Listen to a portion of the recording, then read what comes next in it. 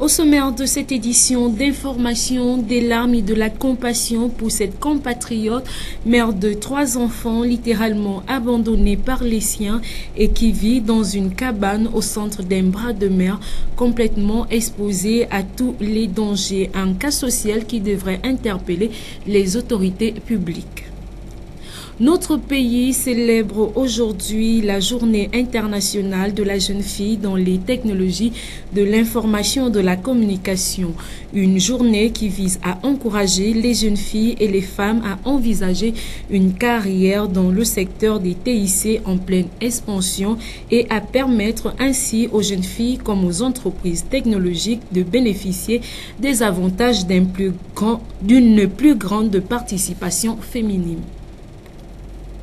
Mesdames et messieurs, bonsoir et bienvenue dans cette édition d'information. Nous l'annoncions au sommaire de ce journal. Une compatriote, mère de 3 enfants à bas âge et sans toit, elle et sa petite famille résident dans une hutte au centre d'un bras de mer derrière le lycée public d'Ibadiba. Le constat avec Ephraim Biyogedo et Fleury Assez-Ondo.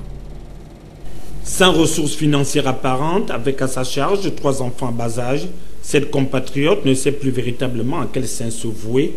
Elle et sa progéniture résident ici, en milieu naturel, dans un cours d'eau, en plein cœur de la mangrove, à la merci de tout risque d'accident. Nous sommes là au quartier d'Ibadiba, derrière le lycée public de cette localité. C'est cette hutte étroite qui sert à la fois de chambre à coucher et espace réservé à d'autres travaux domestiques. Impensable dans un pays où l'on prône l'émergence et la solidarité des couches sociales dites vulnérables. Ça fait 1 an que je suis ici, là. Je suis moi-même venue faire ce que vous voyez là. C'est dur, tout ce que je peux vous dire. Parce que si je suis venue d'abord ici, là, c'est parce que j'étais fatiguée à louer. Un petit bricole seulement, il faut payer les maisons, il faut payer les maisons. C'est comme ça que je suis venue ici, là. J'ai trouvé qu'on vendait ici, là. Moi aussi, j'ai dit, il faut que je vienne rester ici, là, au lieu de tout le temps, il faut payer la maison, alors que je n'ai pas vraiment quelque chose. C'est pour ça que je suis venue faire ma petite chambre, là, comme vous voyez là. Vivre en ce milieu, les risques sont énormes en période de crue. Ça, je peux vous dire, comme je suis déjà habituée, quand il y a l'eau, on est là à la maison, comme depuis le matin, on n'est pas encore sorti. Après un moment, ça part, il y a des heures. Il y a des semaines, il n'y a pas l'eau, il y a des semaines, il y a l'eau.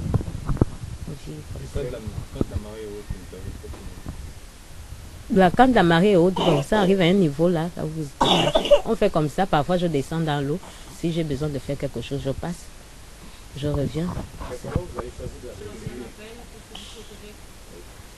C'est d'avoir un endroit, je n'ai pas de maison, tout ce que je peux vous dire. Et je ne peux plus louer, je ne peux pas louer, je n'ai pas de maison. Comme vous voyez là, c'est ce qui m'a amené ici là. Si j'avais un endroit où je pouvais rester, je ne pouvais pas venir ici là. Je ne pouvais pas venir ici là. J'ai besoin d'une maison où je peux vivre bien avec mes enfants. C'est tout. S'ils peuvent m'aider. La santé des enfants, Dieu nous garde. En dehors de tous ces moments, s'ils étaient malades, la rougeole. Dieu nous garde. Voilà de quoi susciter une chaîne de solidarité des gouvernants pour que cette famille puisse avoir un toit. Célébrer le 4e jeudi du mois d'avril dans le monde entier, la journée internationale des jeunes filles dans le secteur des technologies de l'information et de la communication a été célébrée aujourd'hui en différé au Gabon. Le récit avec Pierre Parfait Mbadinkoum. Célébration aujourd'hui en différé de la journée internationale des jeunes filles dans le secteur des technologies de l'information et de la communication à travers plusieurs événements mettant en relief les compétences technologiques des jeunes filles et des jeunes femmes. Le lycée Immaculée Conception, qui fait partie du réseau Écoles associées de l'UNESCO, a servi de cadre à cette première édition. L'événement s'est déroulé en présence du ministre d'État, ministre de l'économie numérique, de la communication, de la culture et des arts, porte-parole du gouvernement. L'initiative vise à créer un environnement international qui encourage les jeunes filles et les jeunes femmes à envisager une carrière dans le secteur des TIC en pleine expansion. L'UNESCO s'associe à la célébration de cette journée en raison de sa priorité globale sur l'égalité des genres et afin de parvenir à l'égalité des sexes et autonomiser toutes les femmes et les filles. Par ailleurs, l'UNESCO, le groupe RTL et le gouvernement gabonais, soucieux de l'avenir de la jeunesse de ce pays, ont mis en place en 2015 le programme Former ma génération Gabon 5000. Ce programme a été conçu pour répondre aux besoins en connaissances informatiques et de formation professionnelle des jeunes dans les métiers des TIC, dont il y a une forte demande sur le marché du travail au Gabon. Le programme Former ma génération Gabon 5000 donne également accès au soutien scolaire des jeunes en classe d'examen, donc pour le BC pour le baccalauréat, par la mise en ligne de cours dans les matières scientifiques précédemment énumérées et par un système de tutorat. Il est possible de s'inscrire à ce système d'enseignement à distance directement sur la plateforme www.gabon5000.avcn.fr. J'invite tous les lycéens des établissements scolaires du Gabon et tout particulièrement les jeunes filles à profiter de cette opportunité de soutien scolaire et vous inscrire sur ce site afin de réussir vos examens. Les enseignants tuteurs vous accompagneront dans ce cheminement et dans le suivi des exercices pratiques. S'adressant particulièrement aux jeunes filles, le représentant de l'UNESCO les a exhortées à s'orienter vers les matières scientifiques et les TIC. L'essor d'un pays, comme le Gabon, passe à travers l'expression de leur créativité et l'usage des nouvelles technologies. Célébration Pour célébrer la fête des mères, Boom Consulting organise du 26 au 28 mai de 2017 le festival à nos dames de cœur à l'esplanade de l'hôtel Mont-Cristal. Plusieurs manifestations sont au programme de cet événement. Les détails avec Pierre Parfait Mbadinkom. Le festival à nos dames de cœur se tient à Libreville du 26 au 28 mai 2017 à l'esplanade de l'hôtel Mont-de-Cristal en face du commissariat central. Organisé par Boom Consulting pour célébrer la fête des mères. Alors le festival à nos dames de cœur, c'est un jeu de mots pour tout simplement dire le festival à nos mamans. Parce que comme vous le savez, la fête des mères c'est dimanche 28 mai. Et c'est à cette occasion qu'avec Akiwa, Magie, Boom Consulting et Canal Plus Horizon, on a proposé d'offrir pendant 3 jours une célébration conviviale à toute la famille en mettant la maman au centre. Ce festival est une belle vitrine pour la promotion des mets des 9 provinces du Gabon et les spécialités culinaires des communautés amies telles que Brésil, Corée, RDC, Sénégal et bien d'autres. La population à venir massivement participer pendant ces 3 jours de célébration à notre village.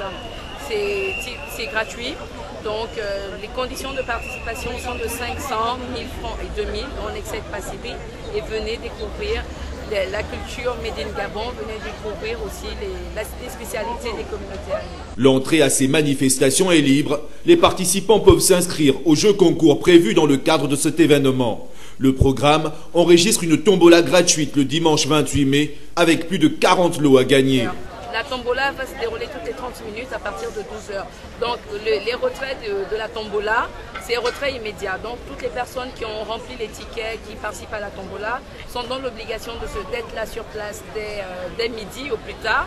Parce que la tombola, le tirage au sort va commencer dès midi. Et les lots qui ne seront pas retirés de suite seront remis systématiquement au jeu. Alors on a des écrans de télévision Smart TV comme on dit, de l'électroménager, on a un salon haut de gamme à hauteur de plus d'1 million offert par Sobraga, Akiwa pardon, et oui on a tout l'équipement, tout ce qu'une femme peut rêver à voir. On a aussi des abonnements Canal. Et beaucoup d'autres choses, beaucoup de belles surprises, venez nombreux, vous serez pas déçus. Cerise sur le gâteau, ce dimanche, les participants assisteront au concours des 3 meilleures cuisinières et à un concert géant avec Annie-Fleur Bachelili, Alexia Bessolo et Lacho. Une délégation de l'Observatoire du développement de Lambaréné, conduite par son président Niké Sikou Ingenza, a effectué récemment une visite dans la commune pour s'enquérir de l'état des monuments historiques. Les détails dans ce reportage de Sylvain Gomme de G3 RTV. C'est dans le cadre des activités qui régissent le fonctionnement de l'ODL, l'Observatoire du développement de Lambaréné, que son président et sa délégation associative viennent de séjourner ici à Lambaréné. Ce mouvement associatif œuvre en premier ressort pour la résurgence durable du développement intégré et durable dans la ville du Grand Blanc. Dans son programme d'action et de suivi sur le terrain, il s'est agi d'abord de visiter et de s'assurer d'un entretien adéquat sur les monuments historiques érigés dans la commune. Lambaréné, carrefour des civilisations, brassage des populations, se doit davantage d'être un espace vital, attrayant et attirant. Vous l'avez constaté avec nous que depuis un temps, lorsque l'ODL ne fait pas un effort, ces stèles se retrouvent dans des situations vraiment déplorables. Regardez la situation de Nkombe Ademba, regardez le quartier Isaac, les matériaux. Donc d'ici quelques jours, l'ODL va se redéployer avec l'autorisation de la mairie de Lambaréné pour relooker ces sites. Le premier responsable s'est toutefois dit être indigné de faire le constat que des stèles concourant à la beauté et à l'histoire de la ville ont été proprement décapitées. Un constat amer a été fait de ce que les stèles des Nobel situées à la colline que vous connaissez ont été décapitées de tête. On ne sait pas pourquoi, mais nous allons voir à l'unisson avec les fils et filles de Lambaréné comment faire pour transformer cette zone dans le cadre du projet que nous appelons la colline aux Nobel. L'autre temps fort du passage dans la ville de l'ODL aura été les préparatifs du conseil de direction, le bilan d'étape de l'exécution de la feuille de route du premier semestre 2017 relatif aux questions de développement de la ville de Lambaréné, le renforcement des stratégies de remobilisation des adhérents et leurs méthodes de renforcement des capacités, tout cela lié aux préparatifs de la prochaine assemblée générale prévue pour se tenir ce mois de juin. Une nouvelle cure de jouvence est déjà prévue pour les monuments en état de déperdition, ce qui leur vaut de perdre leur superbe année après année. Des projets de haute facture sont en cours d'exécution, entre autres l'ouverture d'un centre multimédia pour tous. Mais pour ce faire, un appel aura été lancé pour un regroupement à l'unisson et un renforcement de la solidarité entre les Lambarénéens dans leur ensemble. Toujours à Lambaréné, le quartier Moussamou Kougou a un nouveau chef en la personne d'Antoinette Mandoumbe qui remplace Benjamin Miindou décédé. Le nouveau chef aura pour mission de gérer une population grandissante et de lutter contre l'insécurité galopante. Reportage Sylvain Gomme, G3 RTV. Antoinette Mandoubé, fraîchement portée sur les fonds baptismaux au quartier Moussamou Kougou dans le 1er arrondissement. Cette dame, reconnue pour son dynamisme, sa clairvoyance, son impartialité dans le traitement des affaires au quotidien, vient d'être nommée chef de quartier conformément à l'arrêté 020-17-CL- du secrétaire général portant nomination du chef de quartier. Cette nomination fait suite à la vacance de ce poste pour cause de décès de son prédécesseur Benjamin Miindou. En rappel, la dépense afférente à l'indemnisation des personnels est imputable à la ligne budgétaire 2.62.4.40 relative aux chefferies des quartiers. Le quartier Moussamou Kougou, faut-il le rappeler, concentre en ces lieux une croissance démocratique de plus en plus en nette augmentation, une extension forte en immobilier vivante. Toutes ethnies sont représentées et malheureusement, l'insécurité est aussi au rendez-vous. C'est pourquoi il faut plus que jamais qu'une autorité de poigne se mette au pouvoir pour y faire face. Cette installation porte le fait d'œuvre du maire Jean-Justin Hilaire Mori Ngoemandji, assisté des autres chefs de quartier. Aujourd'hui, l'évangélisation des personnes qui ne connaissent pas encore Jésus-Christ ne consiste plus seulement à lire la parole de Dieu, mais aux actes d'amour qui sont posés par les chrétiens. Suivant ce reportage de Inès Ngungamombo.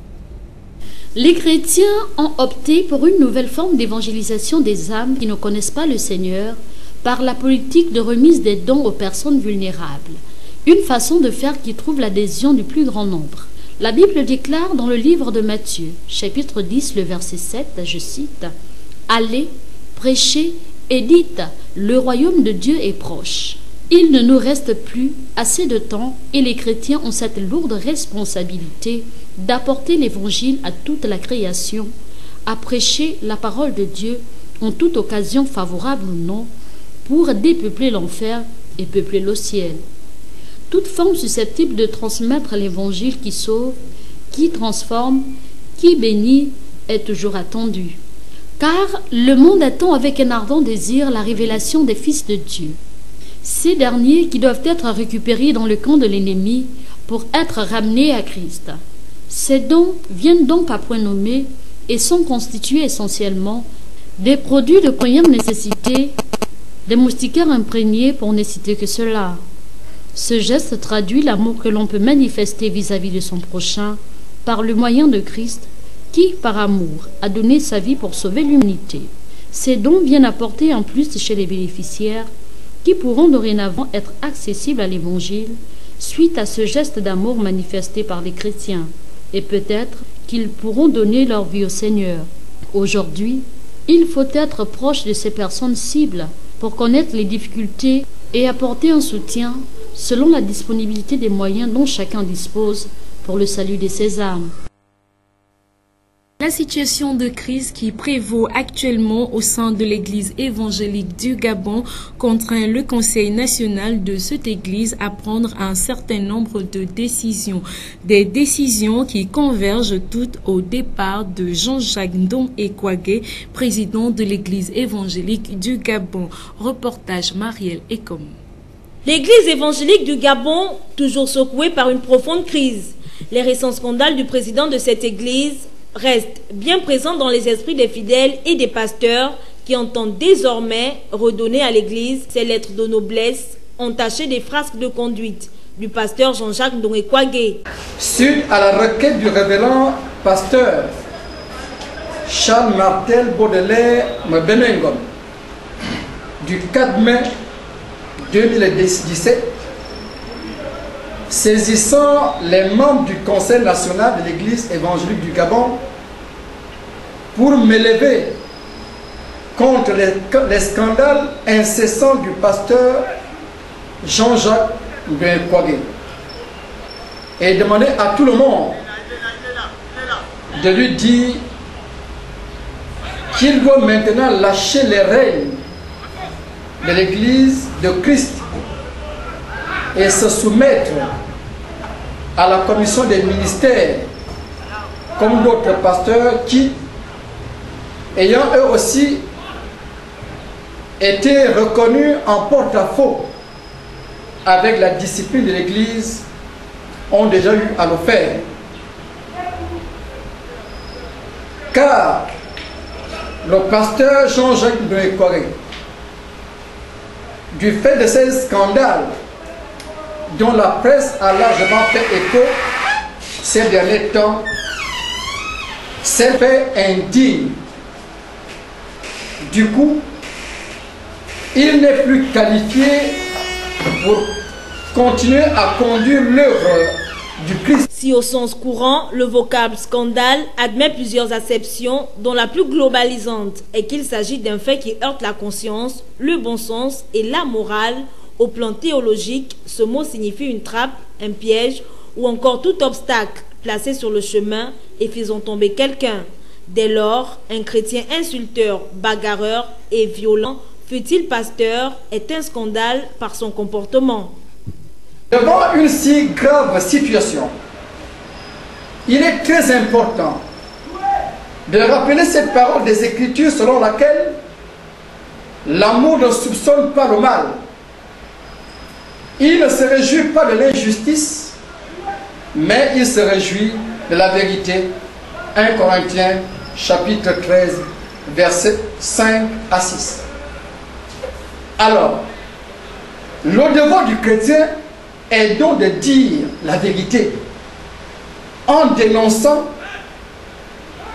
le mal et en mettant l'Église en garde.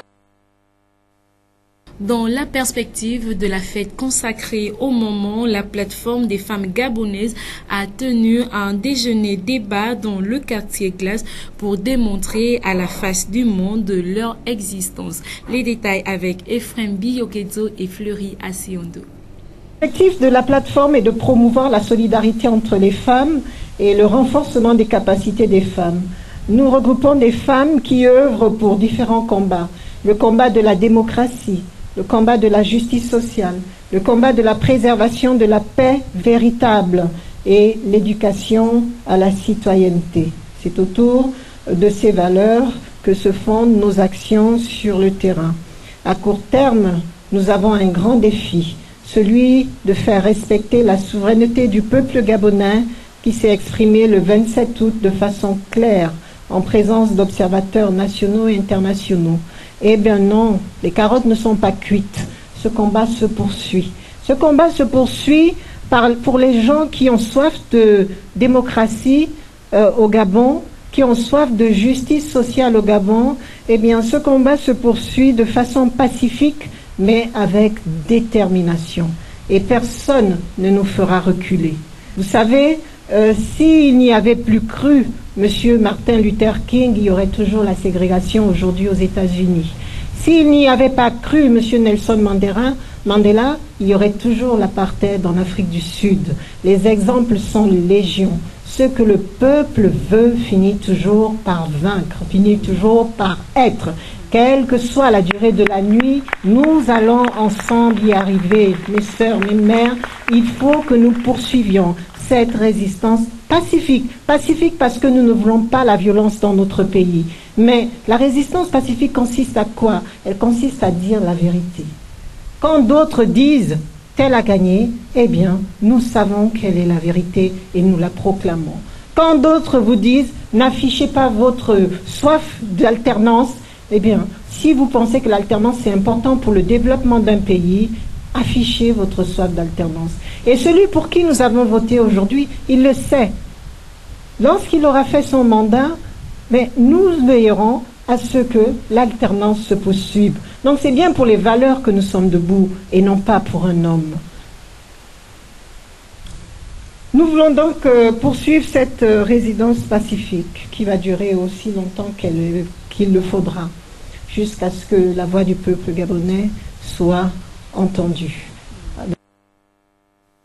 Phil Ebenezer, Ella et Nathalie Oké, journalistes à TV+, ont décidé de convoler en juste noces ce samedi 27 mai 2017. Une union scellée à la mairie du 6e arrondissement de Libreville en présence des parents, des amis et bien évidemment des communicateurs. Prenez part à ce mariage pour le compte de notre rédaction, Marielle Ekom et Bertrand Koumileka. Après avoir passé près de 4 ans à vivre dans le concubinage, Phil Ebenezer Ella et Nathalie Abouyanoke ont enfin décidé de faire le grand saut. C'est à la mairie du 6e arrondissement, en présence des parents, amis et connaissances, que le désormais couple Ella s'est dit oui solennellement. Confirmez-vous votre option pour l'engagement à la monogamie contenu dans votre dossier de demande de mariage? Oui, je confirme. Une union matérialisée comme il est de coutume par le port des alliances, une étape où Nathalie Oké, en passant l'anneau à l'élu de son cœur, l'a également vissé pour la vie.